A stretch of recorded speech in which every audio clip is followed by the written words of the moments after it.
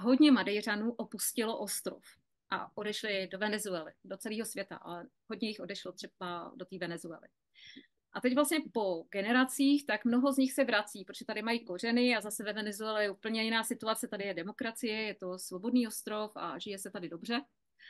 A tak se hodně z nich vrací. Proto tady vlastně z lidí, kteří sem přicházejí jako imigranti, tak víc jak polovina z nich, podle posledního sčítání v roce 2021, tak jsou Venezuelané.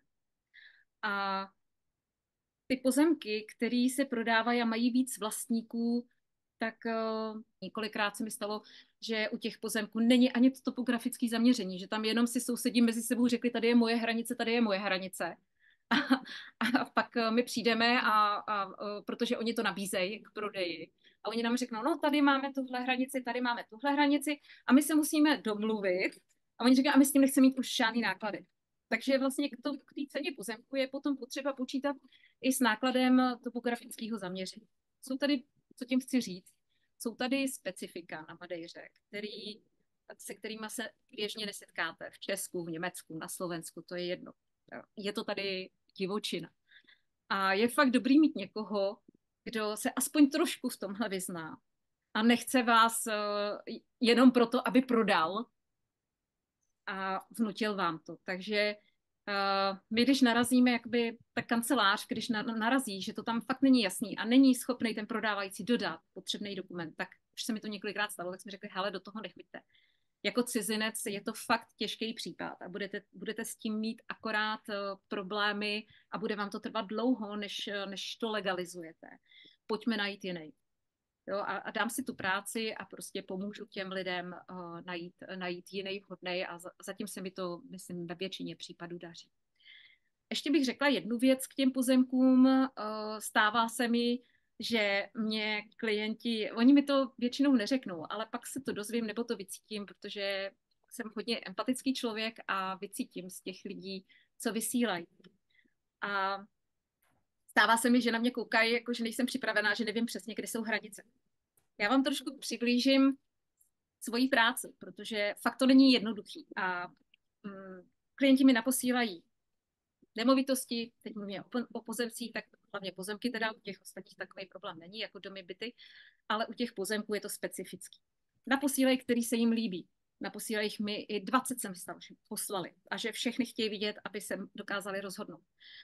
Já už to dělám tak, že některý vyřadím sama. To je vysoko. To prostě pro vás nebude. Já vím, že to nekoupíte. I tak na mě koukají divně, protože si myslí, že nevím co. Jo, ale když je to vysoko, tak Čech ani Slovák ten pozemek nekoupí. Nad 900 metrů to nikdo nekoupí, protože tam je prostě zima, je tam vysoká vlhkost, špatně se tam jede. Na tohle nejsme stavěný, nejsme na to. Takže říkám klientům, hledáme max do 500. Jo, v 500 metrů nad mořem se hledá ještě dobře, i tak jsou kolikrát velmi těžko dostupný některé ty pozemky. A věřte mi, že jsem tady najezdila strašně moc, já za rok najezdím 30 000 kilometrů tady na tom ostrově. A mám sjetý různý velmi krkolomný cestičky k různým pozemkům. Takže už dělám to po těchto zkušenostech, že jim je prostě vyškrtám. A z těch 20 nám zůstane třeba 10, jo, zhruba půlka. Berte v potaz to, že to jsou úplně cizí pozemky, některý z nich třeba jsem viděla, známe, dokážu je popsat a říkám, jo, ten by možná za to stál pro vás, jeďme tam, v pohodě. Ale většinu z nich neznám, nikdy jsem tam nebyla. A teď tam přijedem, je to pozemek, který nemám nabraný. A dopředu, abych zjišťovala všech 10, kde má přesně hranice, takhle to tady nefunguje. Takže já tam váma tady na obrazovce, kde mám Katku, protože to bude první host, Katka. Tak, domy k nastěhování. Už jsem zmínila, my jsme taky koupili dům k nastěhování, protože jsme měli představit, že když se přestěhujeme na Madeiru, že bychom měli něco předělávat a v tom ještě žít a tak, takže jsme si našli dům, který je k nastěhování. No a vlastně to je většina, co hledám domy pro své klienty, tak asi přitahují podobný typ lidí. Ne ty, kteří se sem chtějí nastěhovat, to je zhruba třetina z vás a zhruba 2/3 to chcete na investici a pronajímat a to je asi to, co se tomu nabízí. A nebo pro sebe a pro rodinu, abyste měli kam jezdit a měli prostě svoje zázemí. No, takže domy k nastěhování. Úplně ideální a to mě upřímně asi baví úplně nejvíc, protože jsou neskutečné výhledy, nejsou s tím starosti velký do budoucna a no, ani žádný spojení velký nějaký rizika s dokumentací. Je to prostě hotový. Mně to přijde jako pro cizinku, tak mi to přijde nejlepší řešení na stěhování. Nemusíte hledat žádný stavební firmy, nemáte starosti s rekonstrukcema, a rovnou se prostě nastěhujete a žijete. Bydlíte nebo si užíváte a nebo to nabídnete do pronájmu. Abyste mohli takhle rovnou nabídnout do pronájmu, tak musí být tedy dům. Jste neměli starosti s tím. V podstatě souvisí s tím, co jsem říkala předtím, vlastně už jsem trošku přednesla ty dotazy, jaký překážky, ještě než teda jste koupili ten dům, tak jaký překážky se cestou vyskytly ohledem na rozpočet, který jste si odsouhlasili, že prostě dáte. Jo, jenom řeknu, že ten rozpočet může být motivací pro ty, kteří mají o něco nižší rozpočet, nicméně nebudeme prozrazovat samozřejmě, ale můžeme to přiblížit jako dvougarzonka ve středních Čechách třeba. A místo dvougarzonky ve středních Čechách oni si pořídili tenhle nádherný výhled, ne přesně tenhle, ale krásný výhled na oceán. Oceán na Madejře. No, překážek tam bylo poměrně dost, protože my jsme opravdu jsme hledali v té nižší cenové relaci s menším budgetem. A vždycky, když jsme jakoby přišli do toho domečku, tak jsme zjistili, že buď je tam opravdu hodně moc práce, nebo je to na špatném místě, dostanete se tam blbě s autem. Takže jsme potom museli tak nějak zvážit naši situaci a trošičku si ten rozpočet na ten náš vysněný domeček navýšit, takže jsme navýšili a teda našli s tím, že my jsme teda hledali i domeček takovej, tak abychom mohli ho pronajímat, ale zároveň, abychom si tam mohli kdykoliv i my přiletět. Takže momentálně jsme ve fázi takové, že to zkoušíme nějakým způsobem zařídit, tak abychom to mohli jak pronajímat, aspoň tak 80% domečku a vlastně zbytek by zůstal pro nás. Já ještě upřesním, přesně jak jsi zmínila, jak mi došlo, že jsem nezmínila to, že když jsem tam byla osobně, tak byl krásně zařízený, úplně komplet plný nábytku, dřevěnýho, opravdu takového automatu, který tam ladil k těm kamenným stěnám, bylo to krásný. A vlastně pak jsme to přijeli převzít, ale bylo to domluvený, jo, protože prostě jste se neshodli na ceně za ten nábytek, aby tam ponechali, takže bohužel. Takže oni si to všechno vystěhovali a samozřejmě to vypadalo jinak. A to teďko navazuju, tak řekni své první dojmy. Tak, a to bylo další úskalíčko. Sehnat nábytek do našeho nového domečku.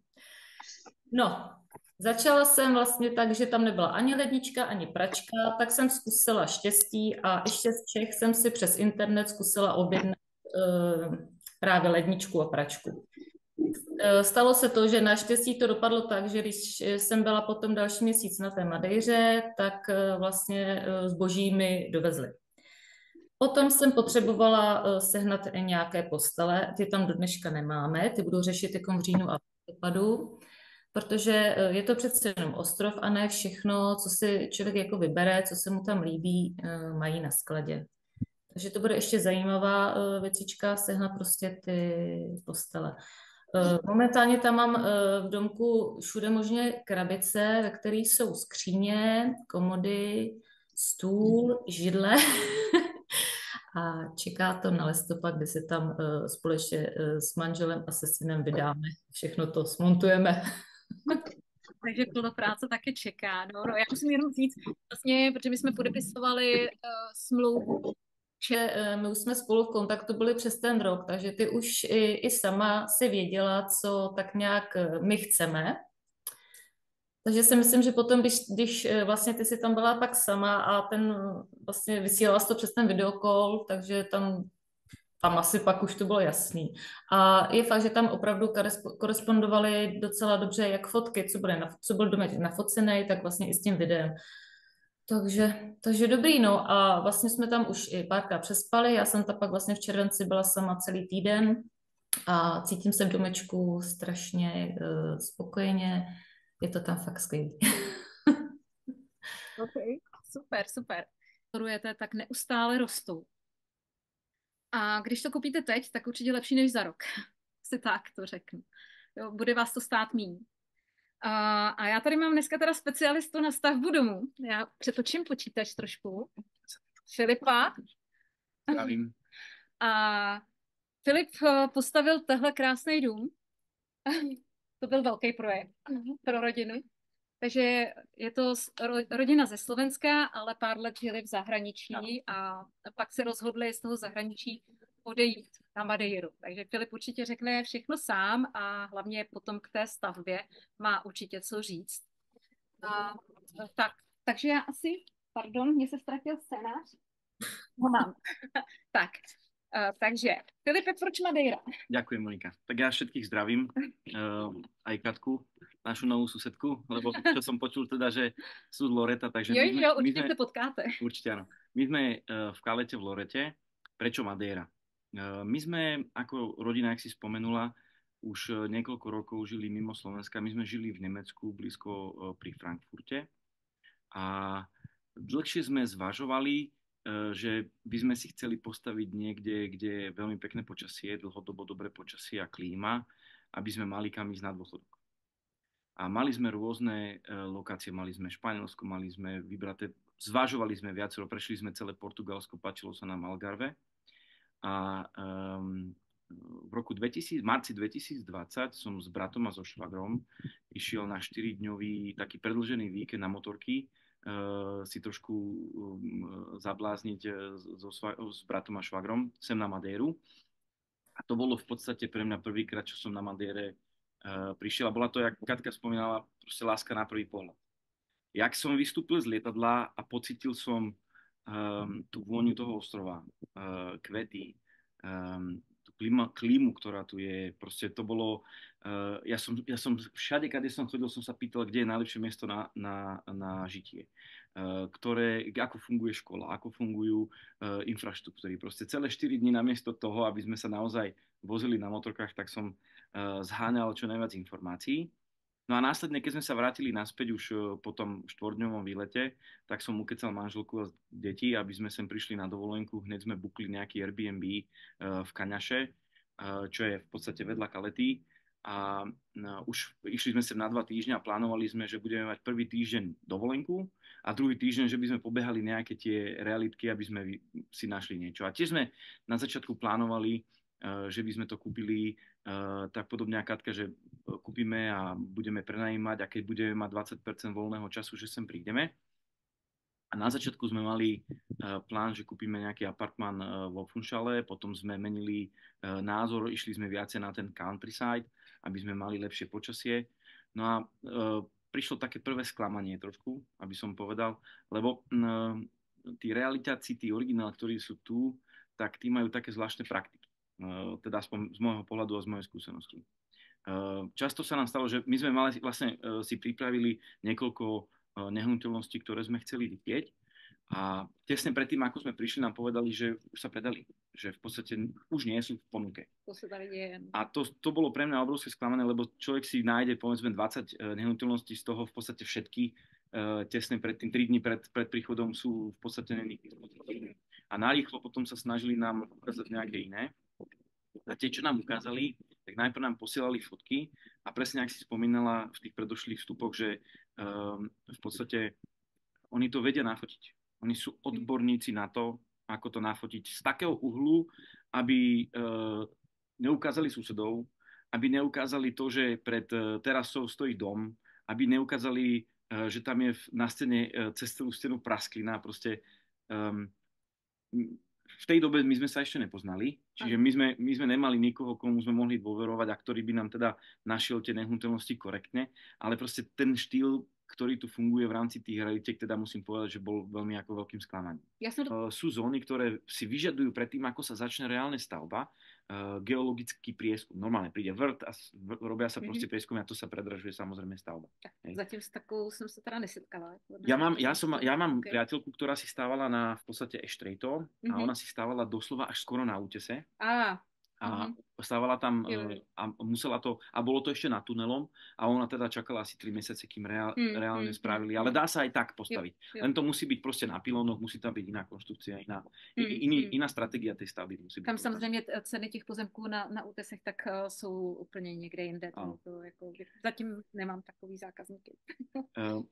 No a teraz tým, že vlastne my sme niektoré veci podcenili a nám sem prišiel oni tomu hovoria, že stavebný komisár, a zistil, že my 8 cm presahujeme cez nejakú minimálnu alebo maximálnu hranicu povolenú k hranici pozemku, tak sme museli reálne proste zobrať bíjačky a železobetonové steny proste sme museli o 8 cm proste rozbiť a museli sme celú tú stavbu kvázi ako keby posunúť alebo offsetovať smerom, aby jsme neporušovali zákon. Já jsem pochopila, možná i někteří posluchači, že jste akorát dodali vlastně novou jakoby dokumentaci a že tím to bylo vyřešení. Nebylo. Nie, nebylo.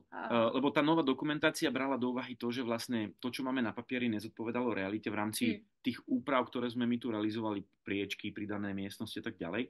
Do toho tam figuroval hlavne ten index zastávateľnosti, ale mali sme tu v podstate túto terasu, na ktorej sedíme, tak my sme mali posunutú úplne až na tú hranicu toho vonkajšiu, na tú klasickú hranicu vonkajšieho, čo je 1,5 metra od hranice pozemku. No ale tam nesmú byť stavby, ktoré sú obývateľné. A tým, že vlastne pod našou terasou sa nachádza apartmán, ktorý plánujeme prenajmať, tak to považovali za obývateľnú oblasť a tá musela byť posunutá. Yeah. Čiže dodatočne my sme to realizovali takým štýlom, a to je veľmi dôležité mať potom dobrého architekta, že vlastne sme ten priestor, tú terasu sme rozšili tak či tak, len sme ju spravili z iného materiálu, spravili sme ju oceľovú a je to legislatívne sa to považuje za ako dočasnú stavbu. Že to není pevne spojené so zemou, lebo to je len oceľová konštrukcia, ktorá sa dá následne demontovať. Ale napríklad bazén sa nepovažuje za obytnú plochu, ten môže byť až 1,5 metra od hranice pozemku, no ale my sme boli 1,5 metra a 80 cm sme prečnievali do tej hranice 1,5 metra, takže celý ten bazén sme museli vlastne obrúsiť a obiť vlastne ten priestor, ktorý sme presahovali. No a to ti poviem, že sme v podstate na našej ulici sme prakticky jediní, ktorí sme absolútne v súlade so zákonom stavebným. Splňujete všechny normy.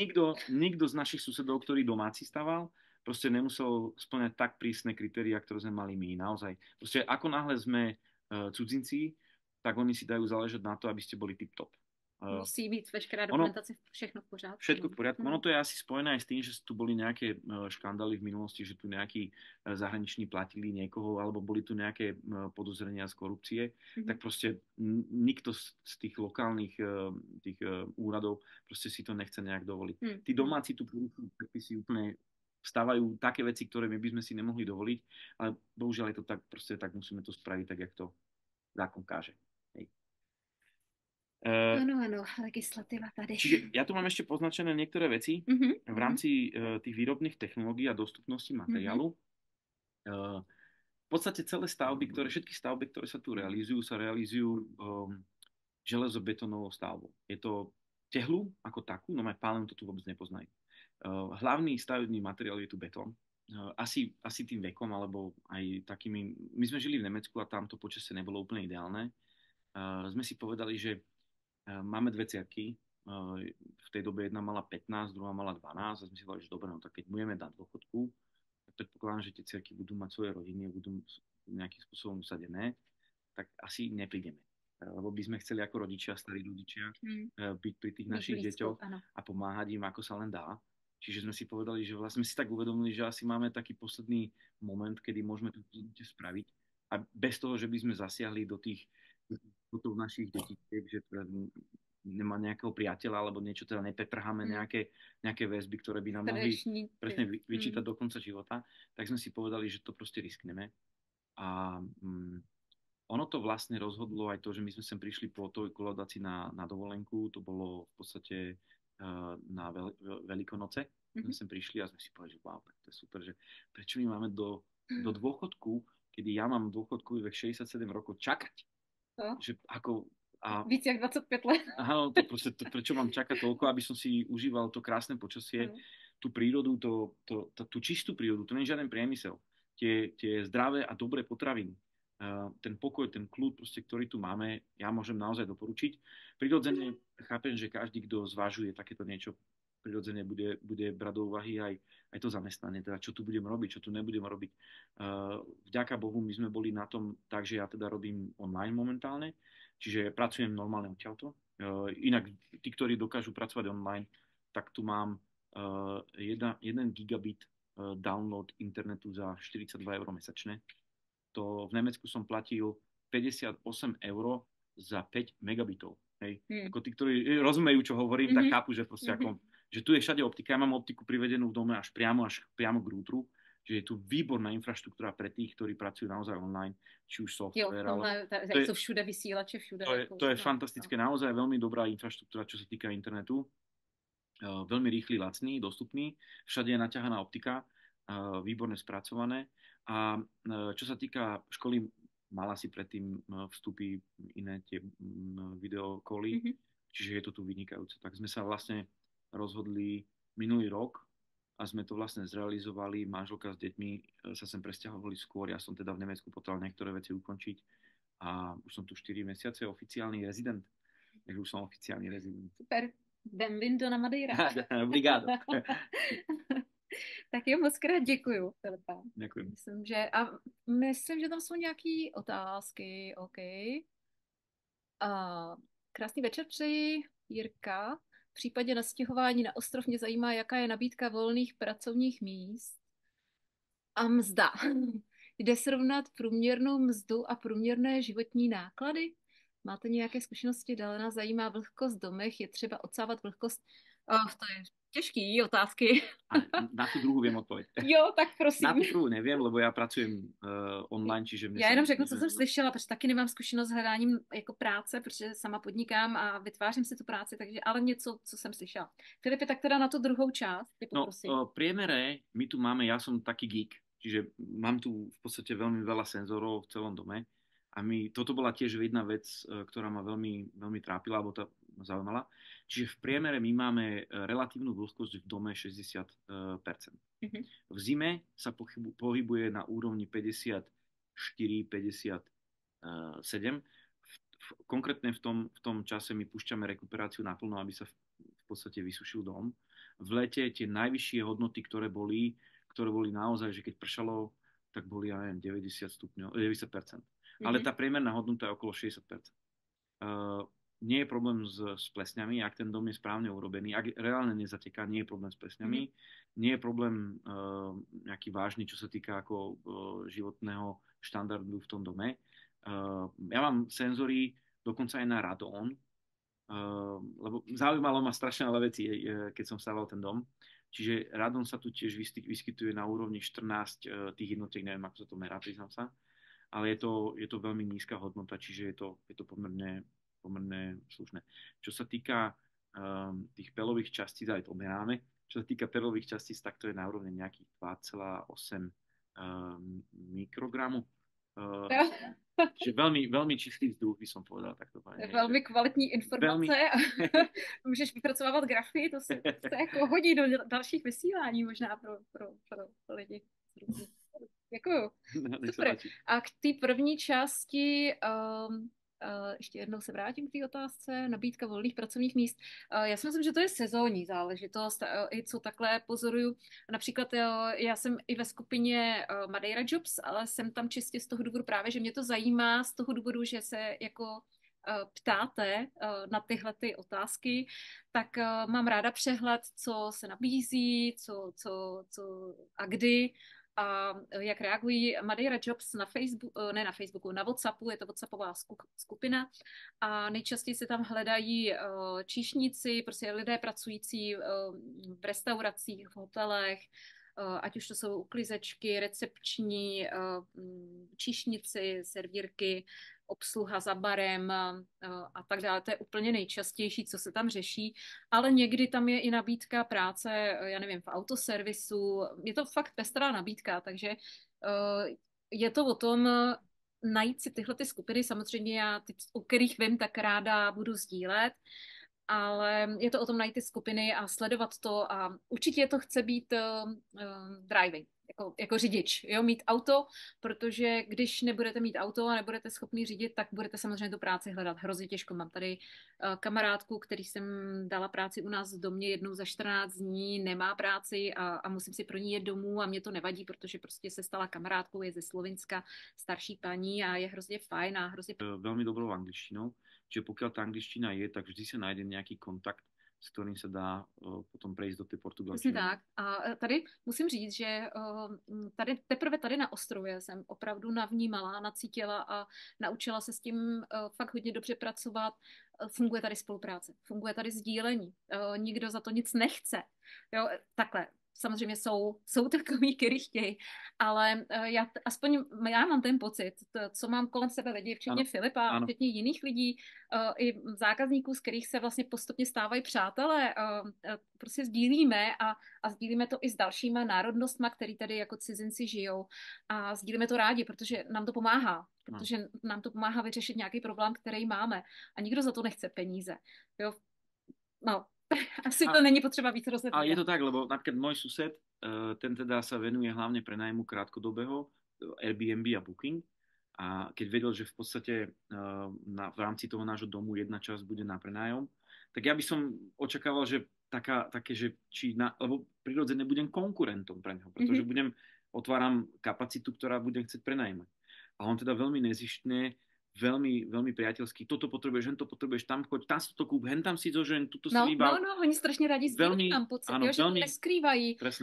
Nejsou závistiví, jako to tady není prostě. Závist tady prostě není. Nebo možná je, ale má třeba jinou formu. Já jsem se s ní prostě nestýkala. Ano, ani já nemám túto skúsenosť a práve naopak, že mám skúsenosť, že každému sa snaží pomôcť a za druhé, každého pozná. To je akože to je ostrovný prostě fenomén, že tu vždy najdete někoho, kdo pozná každého. Ano, takže tady si děláte jméno a musíte si to jméno dobře hlídat, aby to jméno zůstalo dobrý, protože pak se to, když nejste fair a cokoliv byste udělali, tak pak se to roznese a už nemáte šanci, jste na ostrově. No.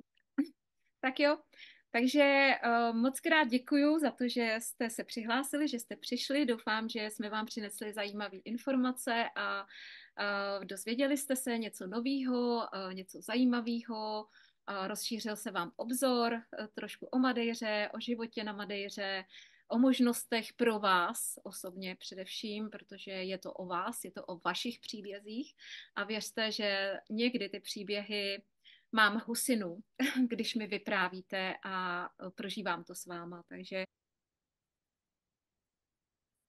a s tím se asi s vámi rozloučím. Takže děkuji moc krát, užijte si večer a příští streamování zase přibližně za 2 měsíce, zase připravím nová témata, nové hosty, tak se máte na co těšit. Filipe? Tak ahoj, hezký večer všem.